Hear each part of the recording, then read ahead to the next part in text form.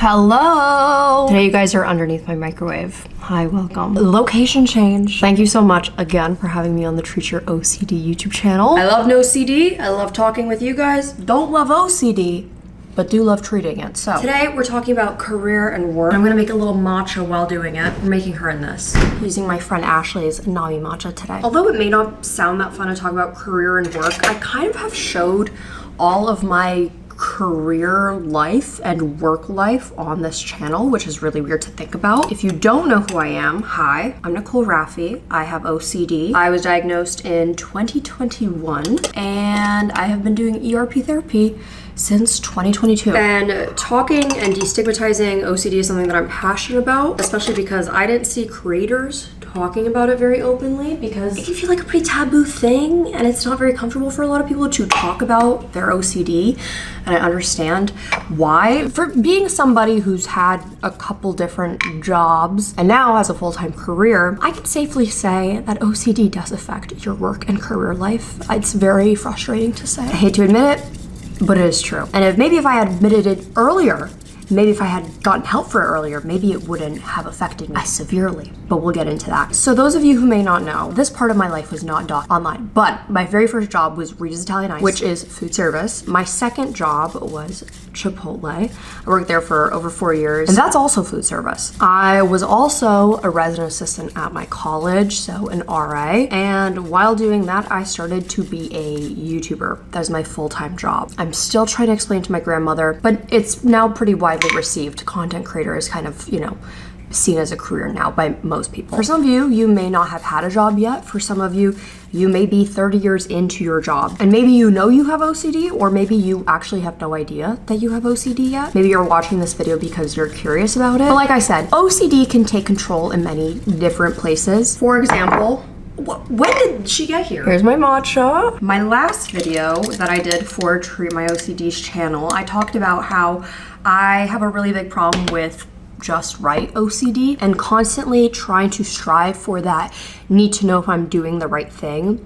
That also applies to jobs and careers. When I was in college, I changed my major 5 or 6 times. At this point, I don't even remember, because I was constantly because I, obviously was changing my mind a lot, but looking back, a lot what that had to do with was I had a lot of distress of feeling like I wasn't doing the right thing and I wasn't going towards, and that I wasn't in the right place at the right time. That was a really hard quote for me. Like, especially in the time that I was in college, that quote was everywhere. It was like on pillows, it was on journals, it was everywhere. You're at the right place at the right time. Is that what the quote is? I've heard it so many times and I don't even know what the quote is. You're exactly where you need to be. You're exactly where you need to be. Because I was like, no, I'm not. How do we know that? How do we know that? I need proof. I need solid evidence. I need to be able to feel it. And the whole idea of feeling it, it was just a feeling, and that would be there for a while and then it was fleeting. So that was really difficult because that affected me deeply when I was trying to pick a career of what I was gonna do with my life, and I was in school and I'm like, I'm paying all this money. I should know what I want to do. I should know that I am in the right place and exactly where I need to be right now.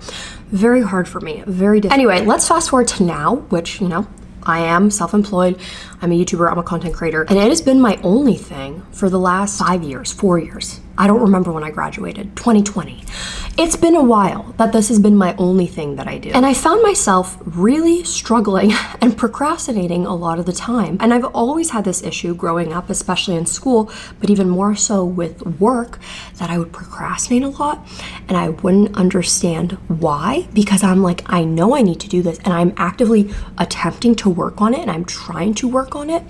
And now I am looking back on everything, with the skill set that I've developed through ERP, exposure and response prevention therapy. And I realized how much time I spend procrastinating because I am trying to achieve the just right thing, or because I am obsessing over an intrusive thought. When I was at the very worst of my OCD, which personally for me was in 2020, I had a lot of deadlines. I had a lot of schoolwork. I was graduating that year. It was also the pandemic. I had a lot of deadlines, like a lot of people. However, it hit me harder than it normally did, and I felt like I had no free time for myself. And I think the real reason why I had no time for myself was because it was just filled with intrusive thoughts and checking for most of my days, which then led me to like severe burnout and depression from it all. So while a typical day for me, I had school during the day, online school, I also had to make videos for my channel, and I had deadlines and I had sponsorships. And in the midst of me, editing my videos and doing my classes, I had to make sure and check that my mom wasn't dead all the time. That would take up a lot of my day. I had to do research to ensure that my mom was not gonna die. For some context, during this time, my mom was sick with cancer. A normal grocery store trip that might take somebody half an hour to complete took me about an hour and a half to complete, because I had to make sure that I brought back in everything completely sanitized. I had to make sure that I didn't touch anybody. I didn't speak to anybody too close. I was wearing my mask. I was protected. I was clean before entering the house. Nothing was a simple task anymore. Additionally, then I was looking towards spirituality to give me some peace of mind for all of these things. So I was seeking answers from astrologists and mediums to ensure me and promise me and check for me that my mom wouldn't die, because they don't see it in their cards. That is like the extent that it had gotten to. And on top of this all, I'm like, doing my online classes and then, making a video, but then in between, I have to go sneak out of the house to take a pregnancy test because I was so paranoid that I was 7-8 months pregnant without me knowing. It's a lot. As you can see, that would take up a lot of somebody's time and energy and leave very little time to themselves. Thankfully, it was during the time of COVID, so a lot of professors really understood. Granted, had I been in a normal semester, my grades would have been slipping severely, because there were weeks where I was not submitting any schoolwork because I physically couldn't get out of bed, because I was just ruminating and thinking about my mom dying and also me potentially being 8 months pregnant and me having no idea. And concentration issues are a really big problem for people with OCD because of the amount of intrusive thoughts that you may be experiencing, or the checking and the repeating that you're doing. However, that is not to say that somebody with OCD cannot have a successful career and work life, because I like to think that me, with the help of ERP and really focusing on my mental health and physical health, I feel like I've really been able to have more of a successful career than had I never asked for help for it. When I was an RA, I've never admitted this, but when I was an RA, I did have some vendettas against people. That might be too much creamer, but I don't care. 1 tablespoon for a serving? I don't think so. Beautiful. When I was an RA, I had a lot of coworkers, kind of technically about 100 of them, because anybody who was an RA was technically our coworker. And we spent a lot of time trading with these coworkers. And I realized that I had a personal vendetta against a lot of my coworkers for no apparent reason. Everybody seemed to love these people. And I was like, I don't get it. I don't like it. I don't like this person. I have something very personal against them, and I have a very bad feeling about them. It is just a bad feeling, a bad vibe. And if they did something wrong, like for example, hurt somebody's feelings, I'd be like, see, right? I told you, they have a bad vibe, a bad aura. Told you. You do want to know what the bad vibe, bad aura was that I basically associated negativity with them. Probably was not the best person I could be towards them. Probably not the best coworker, absolutely refused to work with them at times. It was because they chewed too loudly to my liking. With OCD, I have what is called misophonia. The sound, especially of people chewing, especially those who are closest to me, making mouth sounds, it really upset is not even the correct word. It goes far deeper than that. It sends me into a rage, and I am not an angry person. I do not have this temper. But when it comes to mouth sounds and chewing, it can be very difficult. What a coincidence that in 2020, when the height of my OCD was the worst, it was the absolute worst for my misophonia. However, at the time, not knowing, me being an RA, issues with my coworkers and these people, and I didn't want to work with them, and I didn't want to be associated with them by any means. I couldn't even look them in the eye because they had made a weird mouth sound within the first day of training. Obviously, looking back now, I can recognize, yes, that is OCD. That was my struggles with OCD manifesting itself and putting it onto someone else. It doesn't always necessarily have to be mouth sounds. There's a lot of things that can alienate you from your coworkers. That maybe it's something that your OCD may be triggering. Maybe Perhaps it is the feeling that none of your coworkers like you, even though you don't have any solid proof or evidence of that, but maybe that is a strong feeling that you have, and you are constantly checking to make sure if they like you or if they approve of you, and that can strain some of the friendships or work relationships that you may have with others. Granted, I did not know that I had OCD at the time, so I'm trying to give myself grace on a situation like that. But a lot of people aren't educated on what OCD can be or what it can look like, because there are a lot of misconceptions about it and it isn't very accurately portrayed in the media, which is exactly why I like talking about it so much, because I feel like people should have a better understanding of what OCD actually looks like. And I think that's why a lot of people with OCD choose to not share that they have OCD except with those that are closest to them. I know that's the case for me. I know that's the case for a lot of my friends with OCD. Granted, I don't tell people that I'm passing by on the street that I have OCD. I do open up myself a lot on the internet. But a lot of people have a lot of shame around that, and it can be really difficult to discuss like with their boss or their coworkers that like, hey, this is something that I struggle with and it can maybe affect my job performance. Sometimes I need support with that. Decision making is one of the hardest things for me. Once again, going back to the just right thing. I always use the comparison of like the soup can thing.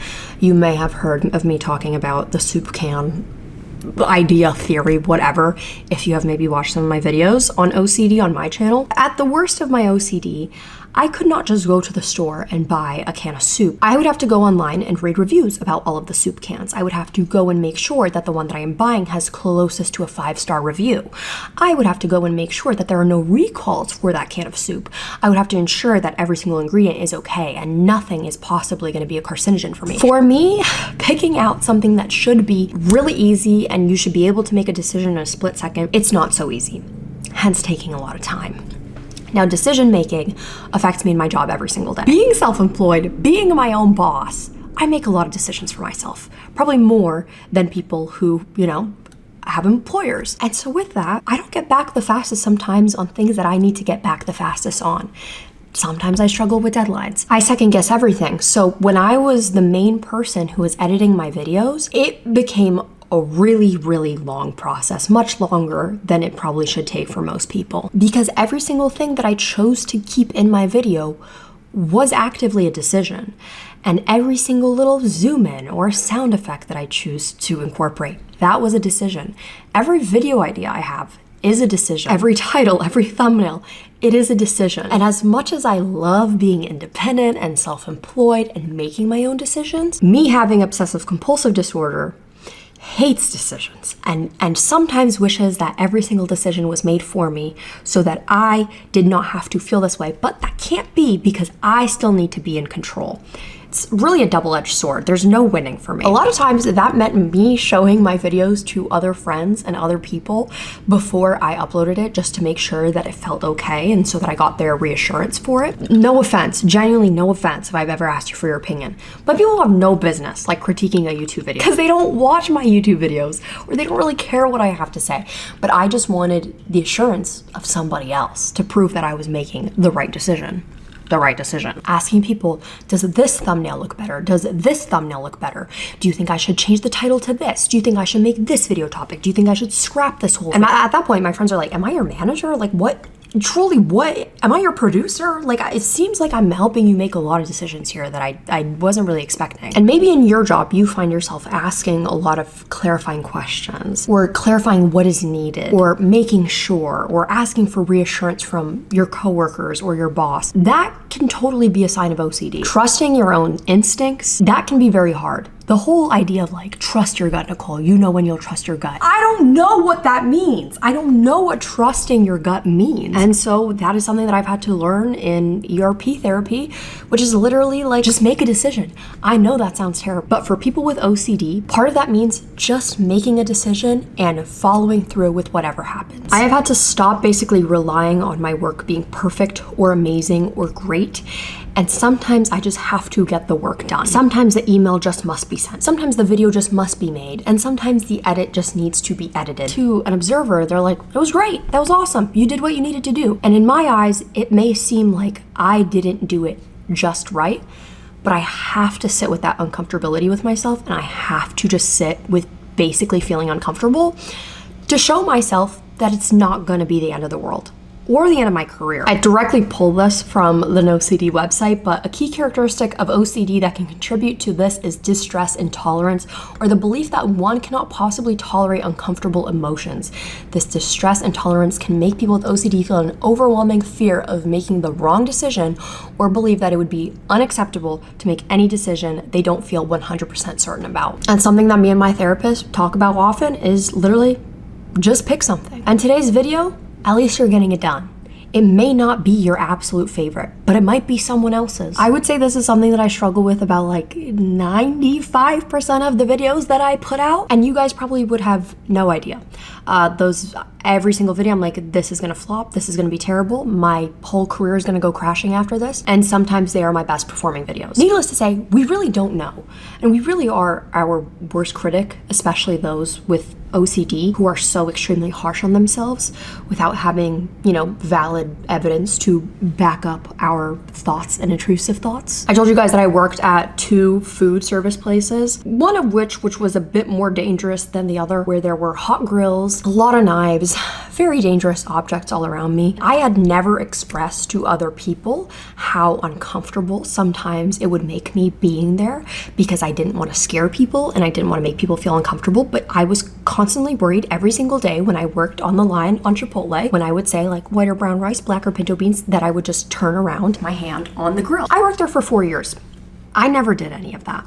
I thought about it at least once a day on my shift, at least. I don't think there was a day that ever went without it. Granted, I never did. I had many intrusive thoughts about the knives that were on the wall behind me, and it led me to not wanting to work with the knives a lot, even though sometimes it's literally part of my job, and it's like, Nicole, you have to go cut those peppers, and I'd be like, I don't think I can, but I could. And I did, and I persisted. Granted, I wish that I had ERP therapy back then when I was working with that, because those would have been some great exposures to help work with myself and be a lot less distressing when I was working in such a busy kitchen. But I know that there's other people out there struggling with OCD who are working in environments where things are a bit more dangerous, and obviously do need to be looking out for their safety and everyone else's safety, and are afraid to even talk about it because these thoughts can seem scary to other people. I'm not constantly thinking about these knives because I want to hurt somebody else. I'm constantly thinking about these knives because I don't want to hurt somebody else, and I'm really afraid that I'll do that. Chances are, if you're so worried, now granted, had I had ERP back then, maybe one of my exercises would have looked like walking into work every single day and saying, you know what, maybe today is the day that I stick my hand on the hot grill, and maybe today is the day that I cut my whole hand off with the knife. I guess we'll just have to find out. And I would have shown myself I didn't do that. I never once cut my hand off with the knife, and I never once stuck my hand on the grill. But I just look back on a bunch of aspects of my career in the past, even though they're so different from what I do now, and think about how much I could have improved. But honestly, those kind of situations help me now, because even though I think to myself, Nicole, you should have been in ERP back then so that you could have helped yourself with getting over the fear of the grill and the knives, I can use that today and be like, okay, Nicole, upload the video. Maybe you will lose your career. Maybe everything will go crashing down. Maybe you'll lose all of your money. Maybe everybody will turn against you. Maybe you'll lose all of your subscribers overnight. Maybe your career will flop and you will disappoint a lot of people. But I guess we're just gonna have to keep making videos and find out if that happens. I know that helps me a lot. I was a babysitter. Yes, me, the one who was deathly afraid of being 8 months pregnant all the time, was a babysitter for very young children. I was constantly worried about doing something. Like most people caring for children, you are concerned about causing harm to the children. That meaning wanting to do everything in your power to make sure that they're safe. On my very last day of being a babysitter ever, because I was going away to college the next day, one of the kids that I was babysitting, half of their face starts drooping. I immediately think, stroke. Somehow, I immediately think, I caused it. I somehow caused it. I somehow gave this kid a stroke. I knew at the age of 19, that's not how that works. And now I know that kid was not having a stroke. He was actually experiencing Bell's palsy from getting bit by a tick, and was not even under my care when he got bit by the tick. That's something that still I struggle with a lot, feeling guilt over that and feeling like I somehow caused that. And I have to use the ERP method of Maybe I did. Maybe I somehow placed the tick on him without my realization, and he had somehow gotten bitten by that tick, and maybe somehow by my superpowers I could have prevented him from getting Bell's palsy, because I clearly have a superpower of knowing everything that is medically wrong with children. I am a pediatrician. Work and career, a lot of responsibility. Obviously, it is, responsible for many of our livelihoods. And so it is high stress, and it is very natural for OCD to come up in high stress situations like your career and your work. But it's possible to have successful, thriving careers while having OCD. It's possible to be happy. It's possible to be overcoming a lot of your worst intrusive thoughts, compulsions,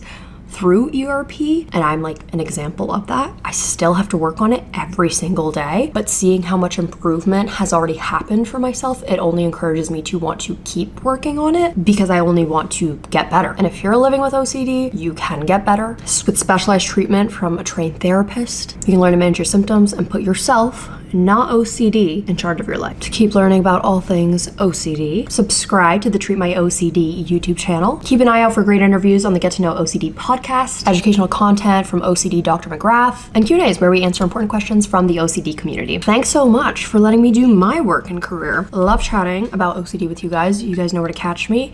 It's just at Nicole Rafiee everywhere. And I will see you next Sunday for the next video where I will be talking about OCD.